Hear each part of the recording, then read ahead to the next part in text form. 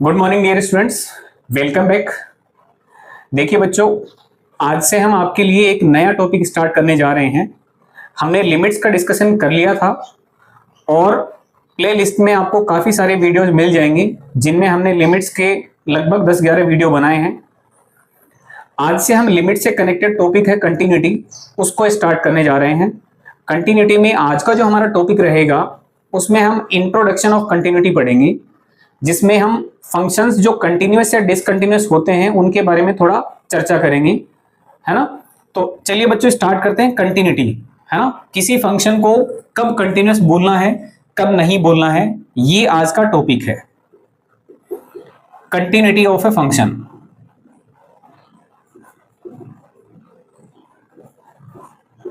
देखिए बच्चों, इसका यदि शुरुआत से हम बात करें तो कंटिन्यूअस का मीनिंग इंग्लिश में जो होता है वही है ना, कि कोई फंक्शन बोला जा रहा है कि कोई फंक्शन कंटिन्यूअस है। तो इसका क्या मतलब है?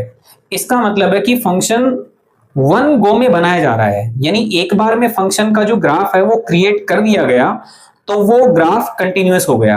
यानी फंक्शन कंटिन्यूअस कब कहलाएगा? यदि नॉर्मली हम फॉर्मल तरीके से इसको कहें तो किस तरीके से कह सकते हैं कि कोई ग्राफ यदि कंटिन्यूअस है, इसका मतलब वो कहीं पे भी टूटा हुआ नहीं है।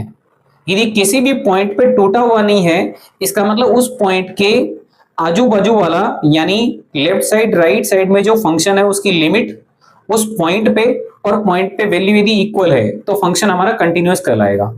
नॉर्मली यदि हम बोले तो क्या समझेंगे कि मार्कर को यदि बिना उठाए एक बार में हमने फंक्शन का ग्राफ बना दिया, हमने मार्कर को बिना उठाए एक बार में फंक्शन का ग्राफ बना लिया तो वो फंक्शन कंटिन्यूअस हो गया, है ना। जैसे मान लीजिए आपने कोई इस तरीके का ग्राफ ड्रॉ कर दिया, ये हमारी एक्स एक्सिस है, ये हमारी वाई एक्सिस है। हमने कुछ इस तरीके का ग्राफ ड्रॉ कर दिया तो देखो एक बार में मैंने ग्राफ को ड्रॉ किया है ना। ये कोई हमारा फंक्शन है y बराबर एफ एक्स जिसका हमने ग्राफ बनाया है, ठीक है। तो ये ग्राफ आपका मार्कर से एक बार में बिना उठाए बन गया है, तो ये ग्राफ कंटिन्यूअस ग्राफ है। लेकिन इस ग्राफ के बारे में आपको ये आइडिया दिखाई दे रहा होगा कि इसका जो ग्राफ है वो इस पॉइंट से बनना स्टार्ट हुआ है और लास्ट में इसका ग्राफ यहां तक गया है। इसका मतलब यदि इसके डोमेन की हम बात करें तो ये कौन कौन से पॉइंट्स उठा के बनाया गया है। एक पॉइंट तो आपका ये है, इससे पहले का कोई भी पॉइंट इस फंक्शन में नहीं डाला गया, और एक लास्ट वाला पॉइंट आपका ये है, इसके बाद वाला कोई पॉइंट नहीं डाला गया है ना। बीच में हर पॉइंट आपका इस फंक्शन में डाला गया है, यानी x का वैल्यू ये सेलेक्ट करके यहां पर फंक्शन ने अपना मान दिया है, अपना वैल्यू दिया है। यहां पर भी ये इनपुट के रूप में लेके फंक्शन है वो अपनी इतनी वैल्यू दे रहा है ना। थोड़ा सा आगे का पॉइंट है वो भी फंक्शन ने एक्सेप्ट किया है और यहां पे ये फंक्शन पहुंच गया है, यानी इतनी वैल्यू दी गई है। तो देखिए मैं ये वाला पॉइंट है इसको a मान रहा हूं, इस पॉइंट को मैं b मान रहा हूं, है ना। अब मुझे ये पता चल चुका कि मेरा ये जो फंक्शन है वो a से लेके b तक के इंटरवल में डिफाइंड है। a से लेके b तक के इंटरवल में फंक्शन डिफाइंड है, ना तो b के आगे है ना a से पहले है। इसका मतलब फंक्शन a वैल्यू एक्सेप्ट कर रहा है, फंक्शन b वैल्यू एक्सेप्ट कर रहा है और a से b के बीच वाली वैल्यू एक्सेप्ट कर रहा है। इसका मतलब फंक्शन का जो डोमेन है वो आपका बच्चों क्या हो गया? वो आपका डोमेन a से लेके b तक का इंटरवल हो गया, जिसमें a b ले रहा है, b भी ले रहा है और a और b के बीच वाली सारी वैल्यूज भी ले रहा है। इसका मतलब ये हमारे फंक्शन का डोमेन हो गया a से लेके b तक। अच्छा, वैल्यूज कौन कौन सी दे रहा है?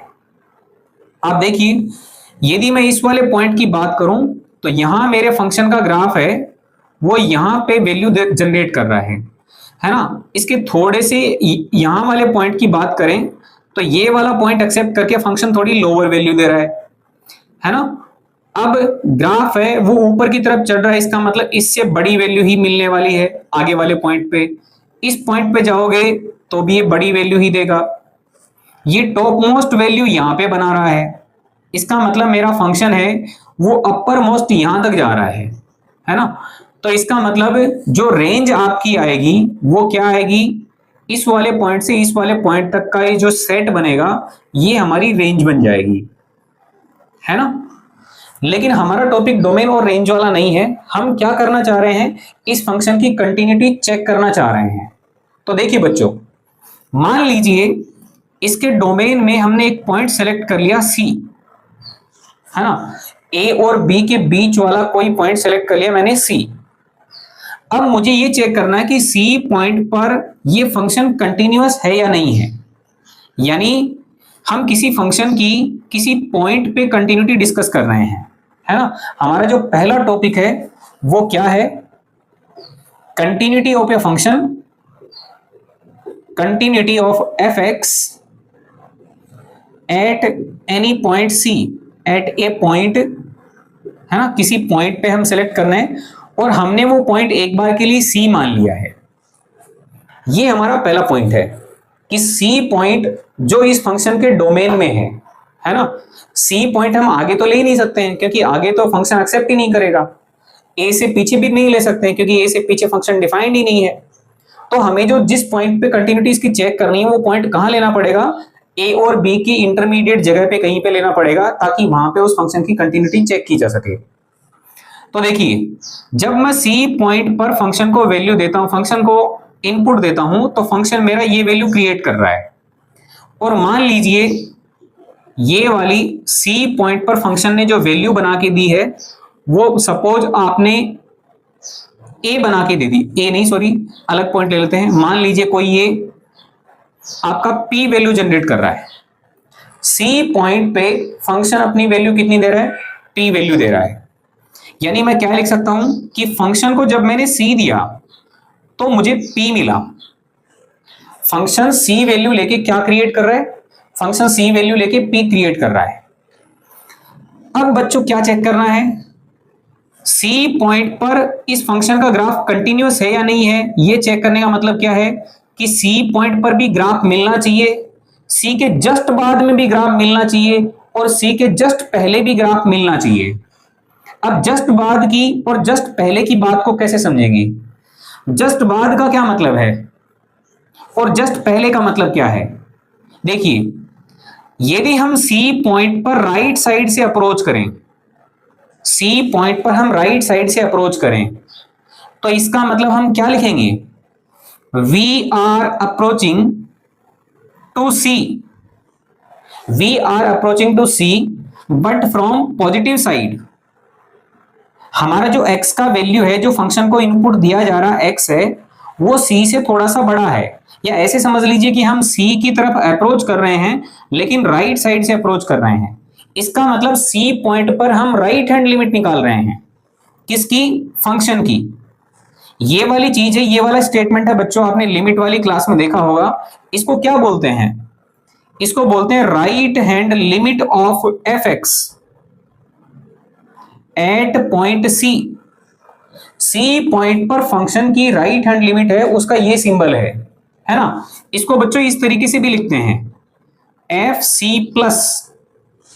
अब सी प्लस का क्या मीनिंग है, फंक्शन को सी नहीं दिया है, फंक्शन को सी के जस्ट राइट साइड वाली वैल्यू दी है, जस्ट राइट साइड वाली वैल्यू। तो इसको लिखने का एक तरीका और है हमारा, वो क्या है कि limit H tending toward zero, function को हम c प्लस एच दे रहे हैं। c प्लस एच का क्या मीनिंग है कि c से थोड़ी सी बड़ी वैल्यू, c से थोड़ी सी बड़ी वैल्यू, क्योंकि h है वो लगभग जीरो है, तो इसका मतलब c से स्लाइटली बड़ी वैल्यू दी है। तो इसका मीनिंग क्या है कि हम c के नियर बाई हैं लेकिन राइट साइड में हैं। तो बच्चों जस्ट राइट साइड में जो फंक्शन है वो अपनी वैल्यू क्रिएट करके दे रहा है, क्रिएट करके दे रहा है। और कितनी दे रहा है, आपको ऐसा पता चल रहा होगा कि ये वैल्यू p वाली के नजदीक वैल्यू ही है, p के नजदीक वैल्यू ही है। इसका मीनिंग क्या हुआ कि इधर वाली साइड से जब अप्रोच कर रहे हैं तो लगभग आपकी p वैल्यू ही मिल रही है ना।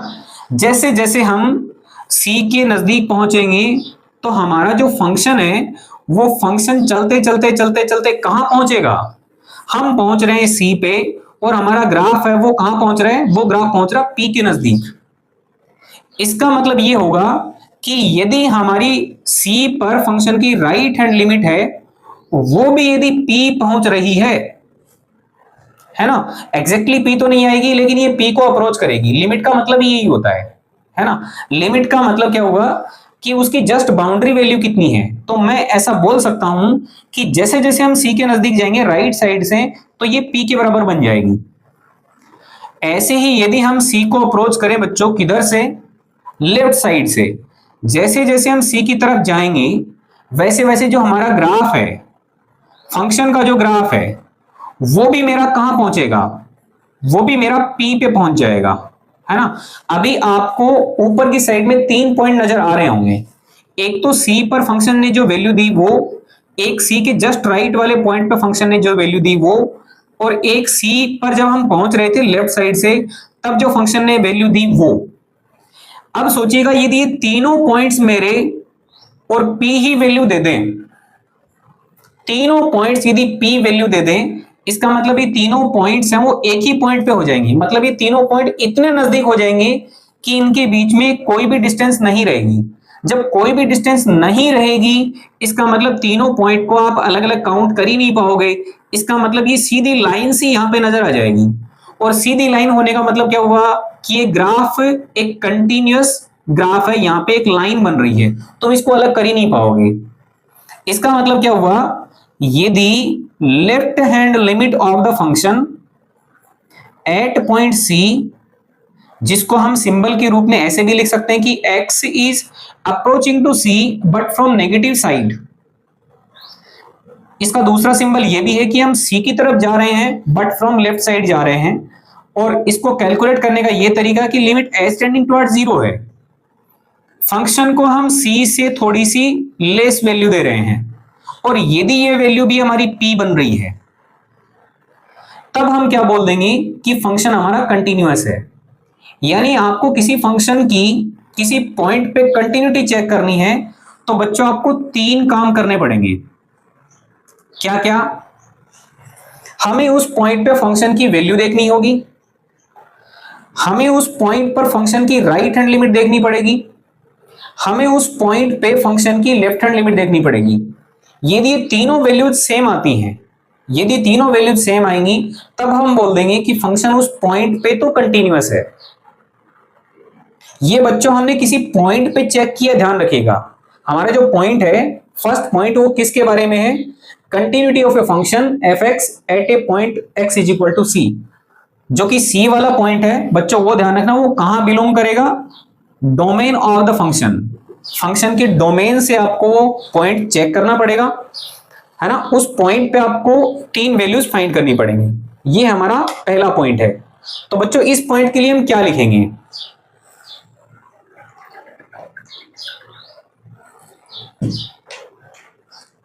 हमारा जो फंक्शन है वो सी पॉइंट पे कब कंटिन्यूअस कहलाएगा।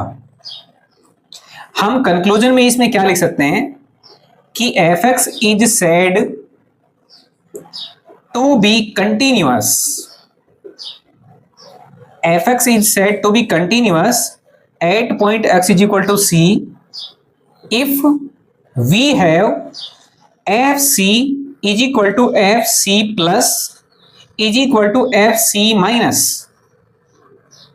where the point c belongs to the domain of the function, domain of the function। यानी फंक्शन के डोमेन से कोई पॉइंट c लिया, उस पॉइंट पे फंक्शन कंटिन्यूअस कहलाएगा यदि आपको ये 3 वैल्यूज इक्वल मिल जाएं, है ना। ये 3 वैल्यूज इक्वल कौन सी होंगी कि c पर फंक्शन का वैल्यू, और C पर फंक्शन की राइट हैंड लिमिट, और C पर फंक्शन की लेफ्ट हैंड लिमिट, ये तीनों वैल्यू आनी चाहिए इक्वल। इसमें बच्चों एक चीज का और ध्यान रखिएगा कि इन दोनों चीजों के बारे में हम जानते हैं कि ये दोनों चीजें इक्वल हो जाती हैं। फंक्शन की जो लिमिट है, लेफ्ट हैंड लिमिट और राइट हैंड लिमिट किसी पर्टिकुलर पॉइंट पे, तो हम उसको एक सिंबल दे सकते हैं, है ना। तो इसको दूसरे नजरिए से कैसे देखा जा सकता है वो भी लिख लें। दूसरा इसका पॉइंट क्या है, देखो यहां हमने C पर इसकी लिमिट कैलकुलेट की है, तो हम इसको ये लिख सकते हैं कि limit x tending towards c of the function. देखो जब LHL और RHL दोनों इक्वल आ जाती है तब हम क्या लिख सकते हैं कि इसकी लिमिट है वो एग्जिस्ट करती है और फाइनाइट उसकी वैल्यू है। RHL की वैल्यू भी p मिल रही है, p मतलब फाइनाइट वैल्यू है, p एक फाइनाइट वैल्यू है, यहां पे हमें मान मिल रहा है, वैल्यू मिल रही है, इसका मतलब फाइनाइट वैल्यू है।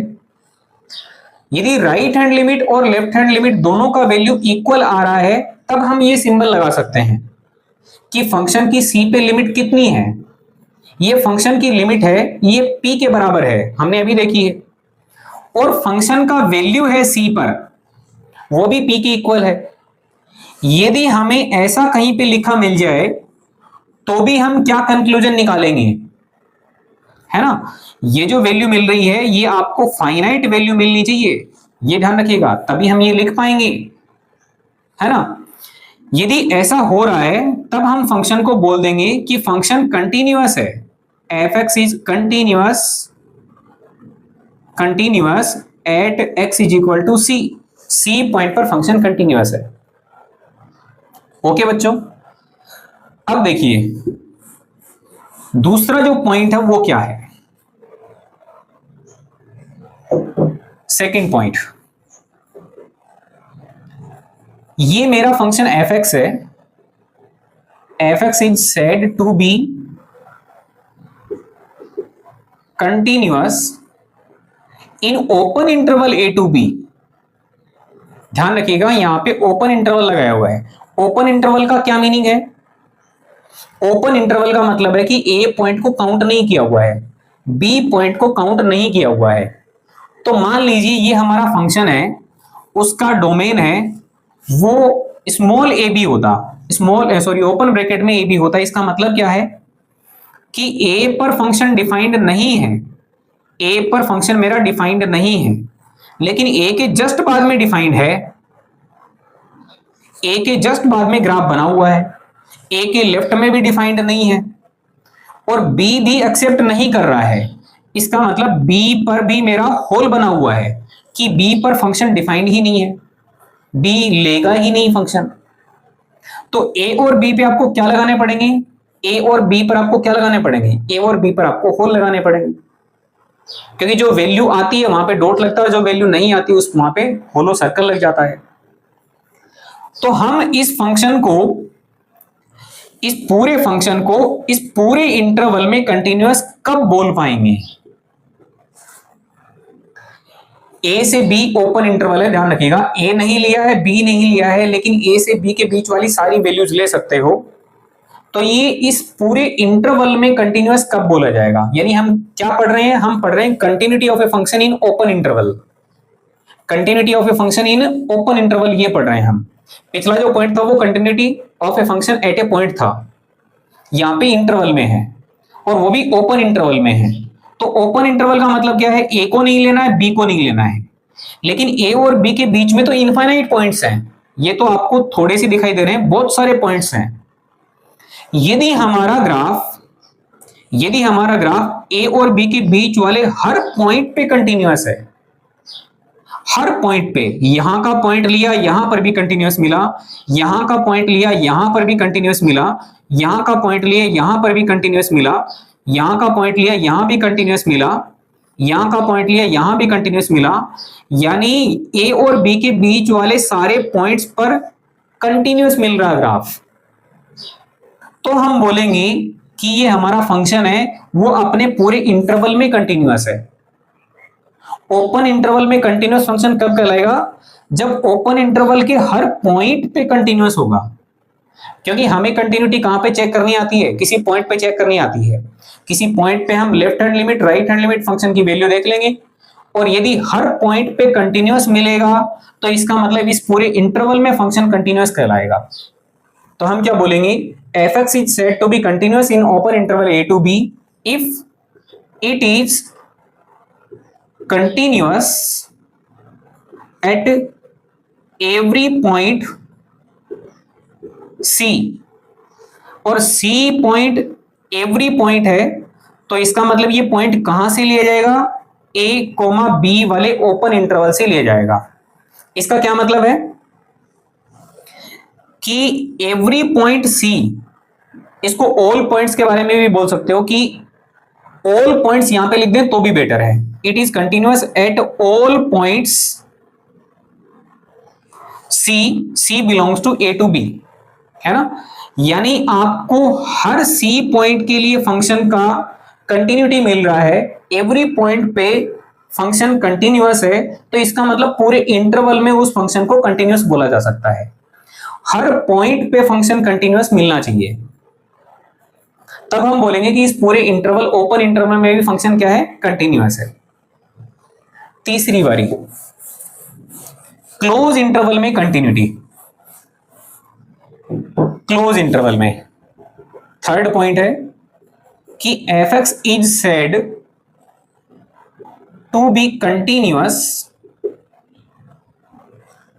इन close interval a to b if. Close interval में कब कंटिन्यूअस बोला जाएगा? अब क्लोज इंटरवल के लिए मैं थोड़ा सा एक दूसरा ग्राफ बना लूं, इस तरीके से आप देख के समझ पाएंगे। हमें क्या करना है कि कोई फंक्शन है, इस तरीके का उसका कोई ग्राफ है, और हमें बोल दिया कि ये सारे ग्राफ को मत चेक करो, कोई आपको पर्टिकुलर इंटरवल दे दिया, कोई पर्टिकुलर इंटरवल दे दिया बी से लेके डी वाला। ग्राफ का डोमेन तो बहुत बड़ा है, इसके लेफ्ट में भी कुछ पॉइंट्स एक्सेप्ट कर रहा है, राइट में भी कुछ एक्सेप्ट कर रहा है।